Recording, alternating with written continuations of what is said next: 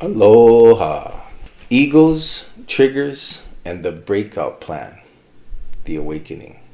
The interesting thing about all of this is that there's a blind spot that we feel before we perceive. Our own triggers prevent us from pushing further and learning.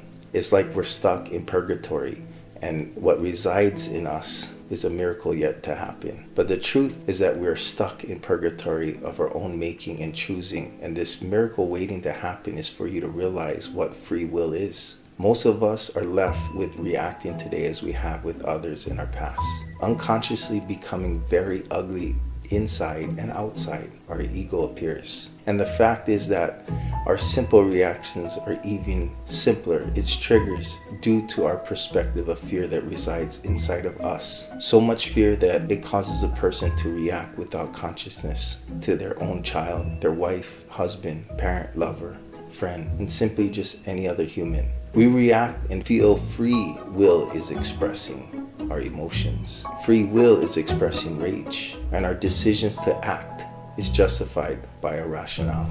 Never acknowledging the truth that our behaviors are 100% our control. What we say and do is also 100% in our control. If someone feels this isn't possible and there's too much going on, I get it. But the truth is that we are in control of our behaviors and our words and our own strategies in life to solve our problems. Or we're left in denial, fighting the same fight our entire lives. Like being on a treadmill. Different person, same relationship. Different career, but same problems. New town, but same social problems. There are simple truths to ponder. One is that you don't like negativity. You don't like being yelled at or put down. No one likes this. This is not an issue for you. This is for all humans. It is a symptom of a greater problem of perspective. This is bigger than treating others as you want to be treated. It's awareness that past our egos reside your truth, your higher self, or maybe you could say your spirit or soul. This source of light and love that resides in every human being is there. It's like we are bees of the same beehive. Feeling this hum inside of you, it gravitates us to the source. This source isn't just inside of you, it's all around you. It's not just people, it's in the trees, in the animals, the plants, and even in the cosmos. Our egos are all the same. The drives we feel and experience, we instinctually hide and feel like a fraud. We experience this ego every time we are triggered. This ego can never be satisfied. All the money and attention in the world will never satisfy the ego. It makes us feel superior or small. For many of us, we feel confused about who we are. Simply, there are too many opinions we are entertaining and not listening to ourselves. Luckily, we experience this ego, which can allow you to see it. How we perceive it is by our own triggers. What is a trigger? A trigger is simply anything that grabs your attention away from the current moment. In essence, this means that you were in the present moment and something happens. You recognize something familiar in your environment. This is your past. And you feel that it's not normal. Worse, if it is what we fear, or it's evil or dumb or stupid or any judgment, this trigger is simply our past coming up and in the present. Most of us have subconscious fears that rule our every waking moment, and sometimes it rules our dreams.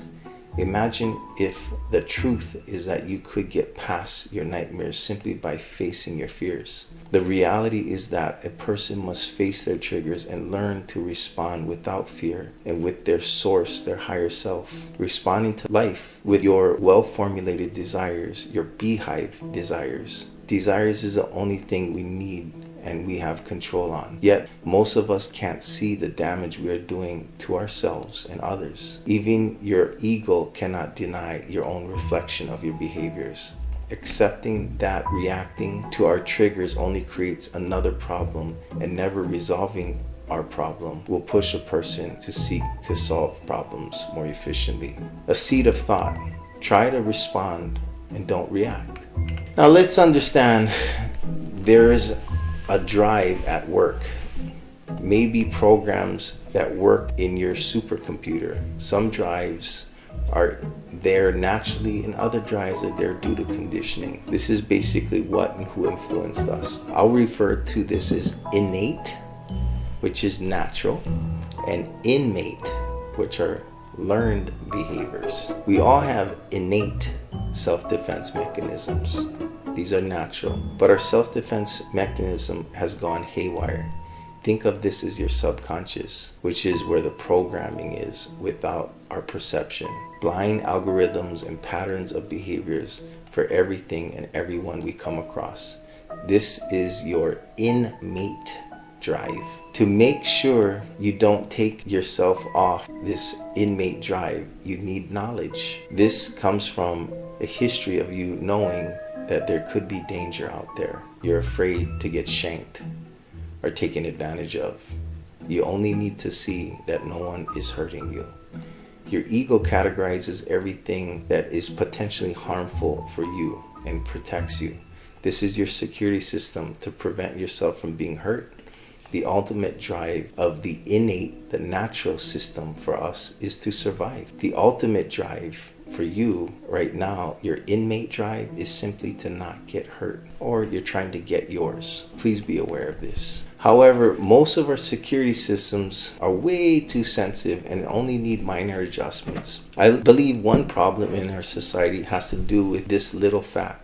We are reacting in life at times we should respond or choose not to respond. We have a collection of consciousness that is shared with normalizing behaviors such as hate, mistreatment of others, prejudices, racism, and the list goes on. This is all expressed subconsciously, which means if people knew what they were saying to this beehive, they wouldn't say it. For what we all are and what we want consciously is love. Love for ourselves, for our families, friends, and for everyone that is blessed to witness this miracle of life. To break this down scientifically, you are designed with an amazing self-defense mechanism system that reacts without thought. So if I were to throw a rock at you, you would instinctually move out of the way.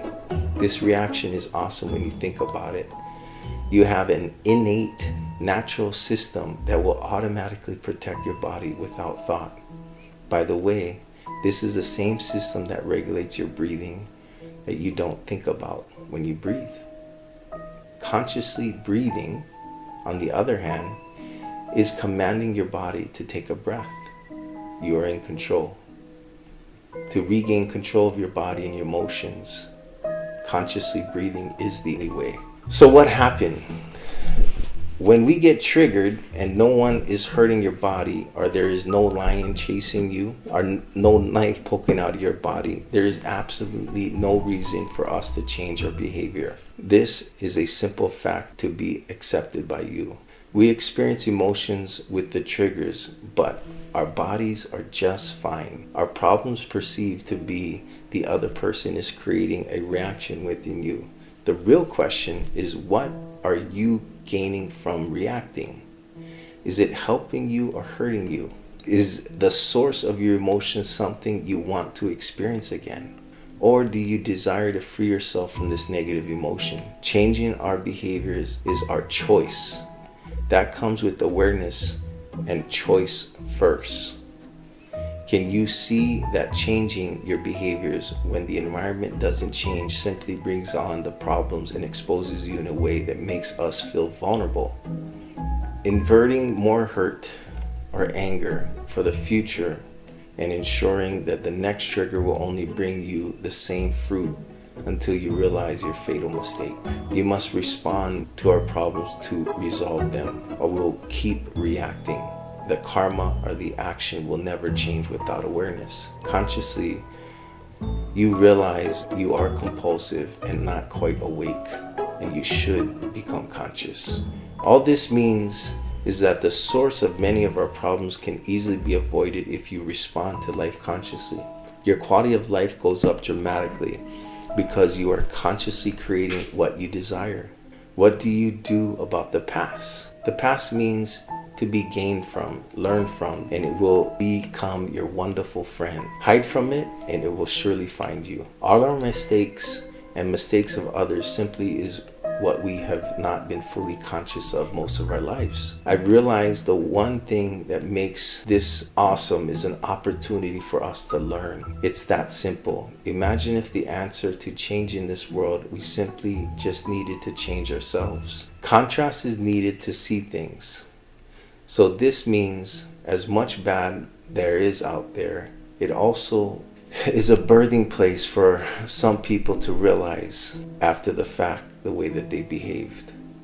And you probably won't be proud of it. Everyone makes mistakes. Everyone can realize our subconscious drives. A consciously aware mind has no need to fear. It creates the same source that it comes from.